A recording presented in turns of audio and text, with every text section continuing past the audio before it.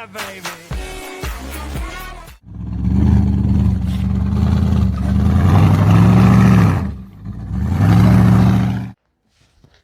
Hey, Jim.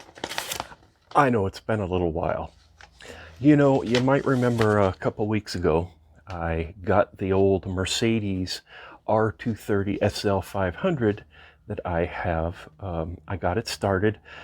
As we know, it has some transmission issues, and it's been sitting for like 8 or 9 months, something like that, and had it covered up, but battery went dead. I took it to a place nearby that specializes in Mercedes and German cars and Monaco Motors, and they did a whole readout, inspection for me, $125. And I've already had the car on my scanners, but I figured they'd put it on their star scanner and really get some more information. And I wanted them to tell me about my problem with my transmission, because I can't get the car to pass California smog inspection unless the transmission is communicating properly. So I've been told previously that there was some sort of a fluid leak onto some connector. As it turns out, more research, that looks like it's more common in the 5-speed, the one series of transmissions earlier than the one I have, which is the 7-speed. But I don't know, because I don't know what I'm doing. I don't really know anything about these dumb transmissions. But anyway, I took it into these people, and all they really wanted to do was, first of all, they couldn't get the car to start. I had to go over there and actually put my jump start battery on the rear battery in order to get enough juice into the car, apparently, for it to recognize the key, because before I did that, the key wouldn't turn. And at the shop, they didn't think about putting a charger on the battery. I don't know. It just seemed a little... Anyway, so once I started the car and got everything going for them, they ended up pulling this thing. And what this thing basically says is, they tell me that doesn't say much about the transmission. It says the car has front end problems, that it needs ball joints and all of that stuff, which I had never noticed any problem with the front end up till now. But I'm going to be putting it on my lift here in the not too distant future, so we'll do a full inspection on the front end at that point. But what they basically said about my transmission was that it's worn out. The car has 203, almost 204,000 miles on it, and they said, yeah, that transmission's toast, dead. Dead. Your transmission is toast. It's dead. It's dead. Well, that's not exactly what I was hoping to hear, because as I explained to them, I wanted to turn the car into a, just a burnout car, something to just mess with. So I didn't even care about the front end being a little wonky. I just want to be able to get it registered so I can drive it and then take it to, the local track and thrash it. But this guy says, oh no, it needs a whole brand new transmission. Can't we just put in, a new valve body and no, conductor plate? No, needs a whole new transmission. Everything inside the transmission is worn out. Don't know how he knows that, since he didn't drop the pan, he didn't do anything except plug it into a scanner. But maybe so, but this doesn't say the transmission is completely worn out. This says the same kind of stuff that everybody gets. Component Y38Y1. Electrical check on that component is not working. So some of this stuff could just be caused by low fluid or bad fluid, or a clogged filter, or who knows what. So he wants, in his estimation, $5,000 to $6,000 to fix this car, and that's only the transmission. That's nothing else on it. So the car isn't worth that much money. In perfect running condition, the car is probably worth, $2,500, $3,000. With that high of mileage, most people would be terrified of a car like that. Well, so anyway, my plan with it now is I'm going to bring it in. I'm going to put it on the lift. I've ordered a kit that includes all the little, you're supposed to replace all the pan bolts when you take them out. It replaces all those bolts. It's new gaskets, it's new fluid. And I've looked into how to put the fluid in. You're supposed to have a special rig, but I think I'm going to try to do it with a garden sprayer. We'll see. And I'm going to try and pull the pan off the car and replace the filter and just examine the pan and the fluid that comes out and just see if that's maybe the problem. And then if I put in fresh fluid and, flush it a little bit, I looked into how to do that. Maybe that will be all that it takes to solve my problem. So this kit's going to cost about 125 bucks, or did cost about 125 bucks. And then the next issue is, what if that doesn't work? Well, I've always said, anytime that one of my old crap cars that I love to buy finally does bite it, that, no big deal. I'll just part it out. Part it out. Yeah, I don't know. I've never parted out a car. It sounds really fun, taking it apart, never having to put it back together again, and then just selling the stuff wherever for bank. Side hustle. Well, now I'm kind of confronted with that, with the r230, because if my fluid change doesn't fix it, well, I'm going to have to get rid of it as is, which would probably sell for $1,000, maybe, or else part it out. And the parts are worth some money. I could probably get $1,000 just out of the headlights and the glass. So, I don't know. We'll have to see. But another thing is, my lovely Z4, it still won't pass California inspection. My truck, someone stole the catalytic converter off of it.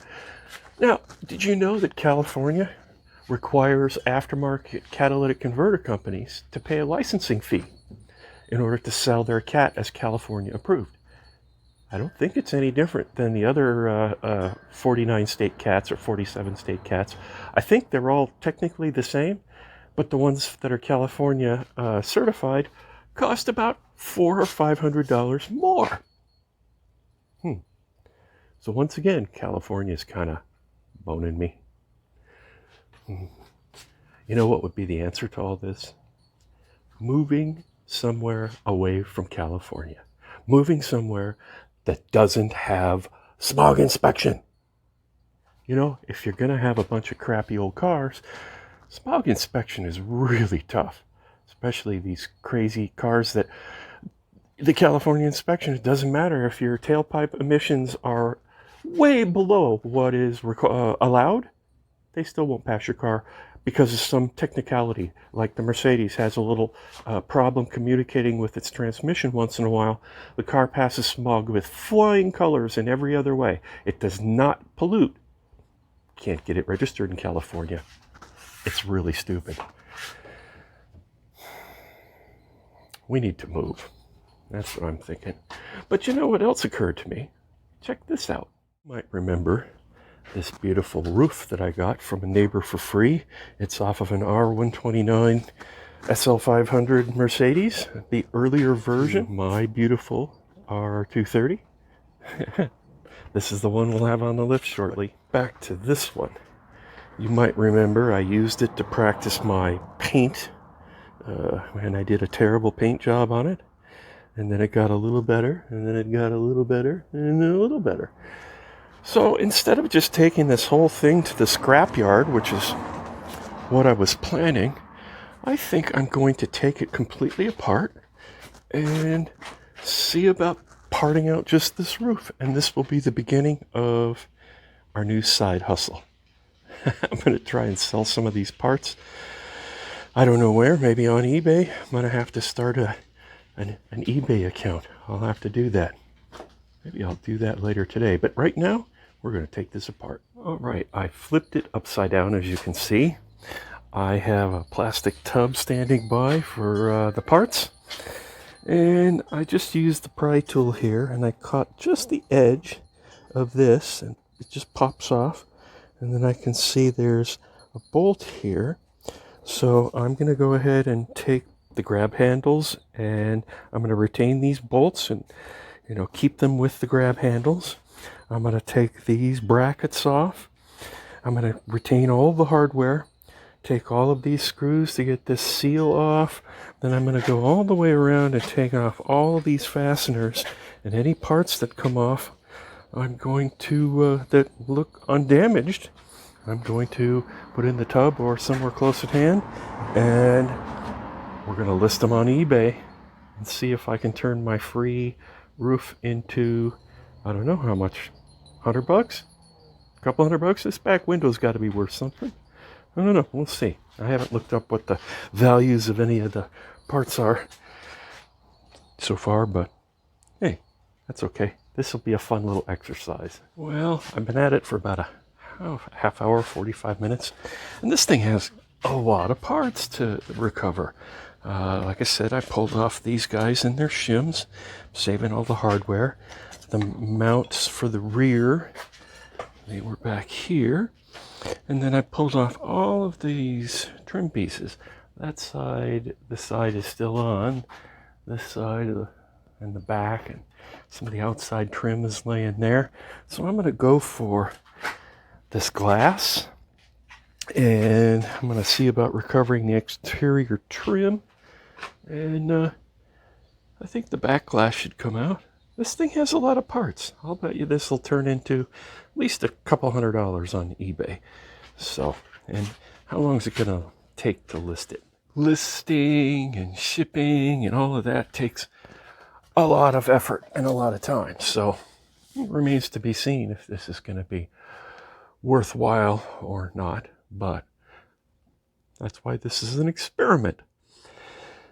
I might even get more than that. So if I end up with, let's say, an hour and a half taking this thing apart and indexing all the parts, and then I spend another, well, if it's let's say 6 different lots, or let's just say 10 different lots, because the glass will be 3 and then the trim, and let's just say 10 different lots. It'll take me probably an hour and a half, let's say an hour and a half, to create those 10 listings. So that'll mean I got 3 hours into it. And I just looked up the back glass for that, just as a quick idea. And the back glass alone for that car, I should be able to get a couple $100 for it. And then the buyer will pay the shipping cost. And I should be able to ship it, with UPS or something like that. The quarter glass is each worth about, I see people asking $35, $40 each for them, so I'm going to undercut, probably. I'm going to undercut everybody just so I can sell it fairly quickly. So I might ask like $25 each for the quarter glass. And so there's $250, and then all those little trim pieces and all that. Maybe I'll even end up getting into like $400 maybe for everything I recover off of this roof. And so I'll end up with 3, and then, yeah, so it's not going to be making me tons of money, because the amount of time I'm going to have to put in to complete all this and package the stuff and get it to the postman and all of that. But, I'll probably end up with, after it's all said and done, maybe 4 or 5 hours of actually having to pay attention to these parts to get them to their new owners. And if I end up making $400 or $500, then $100 an hour. I'm not a Hollywood attorney, so for a side gig that I kind of have fun doing, $100 an hour is not too bad. And I do have fun taking cars apart. I'm thinking the part about putting them online, that won't be very much fun, but we'll see. I'm gonna open an eBay account, or maybe Shannon will. That's it. I'll have Shannon help me. Yeah, that's a great idea, honey. Okay, I'm gonna continue taking that thing apart, and I don't think I need to show you the rest of the process. You get the idea of what I'm doing, and I'm going to be trying to sell some of these parts, and I'm going to pull that Mercedes in and do the transmission thing. That'll probably be, that might be my next video. We'll see. Sorry it was so long in between. I'll try not to let that happen. Thanks for watching.